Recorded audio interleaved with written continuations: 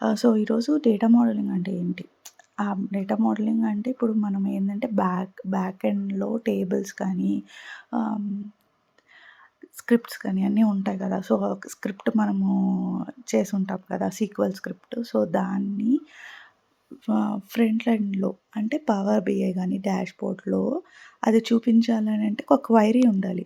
So, big scripts, KPI scripts కానీ ఇవన్నీ scripts ఉంటాయి. ఆ స్క్రిప్ట్‌లో ఎన్ని టేబుల్స్ జాయిన్ చేశాము, ఒక్కొక్క టేబుల్‌కి జాయిన్ కండిషన్ ఏంది, ఆహ్, ఈచ్ టేబుల్‌కి రిలేషన్‌షిప్ ఏంటి అనేది ఒక విజువల్ ఫార్మ్‌లో చూపిచ్చడమే డేటా మోడలింగ్ అనేది. సో, అది నేను చిన్ని ఎగ్జాంపుల్ తీసుకొని ఎంప్లాయీ టేబుల్, డిపార్ట్మెంట్ టేబుల్ ఉంది. ఎంప్లాయీ టేబుల్‌లో కాలమ్స్ అన్నీ దాని స్ట్రక్చర్, డిపార్ట్మెంట్ టేబుల్‌లో ఒక స్ట్రక్చర్, దాని లోపల ఏమేమి అట్రిబ్యూట్స్ ఉన్నాయి. సో, వాటికి మధ్య ఈ 2 టేబుల్స్ మధ్య రిలేషన్‌షిప్ ఏంటి. సో, ఎంప్లాయీ టేబుల్‌లో ఎంప్లాయీ నంబర్ అనేది ప్రైమరీకి.